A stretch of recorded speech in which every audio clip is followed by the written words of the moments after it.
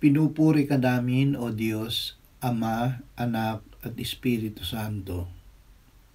Salamat, Ama, na ibinigay mo sa amin si Jesus na iyong anak, na namatay para sa aming kasalanan, iyong muling binuhay, iniakyat at iniluklok sa iyong kanan sa langit.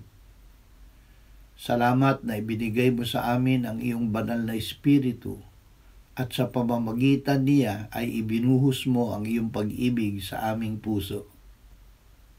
Salamat, Ama, na ang ibinigay mo at aming tinanggap ay hindi ang espiritu ng sanlibutan kundi ang iyong espiritu.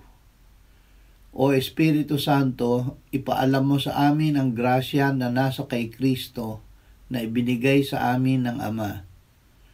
Hanapin namin ang kaalamang ito tangi sa salita ng Diyos at sa iyo, upang maunawaan namin ang espiritual mula sa espiritual. Salamat na dahil sa iyo ay nasa amin ang kaisipan ni Kristo. Amen.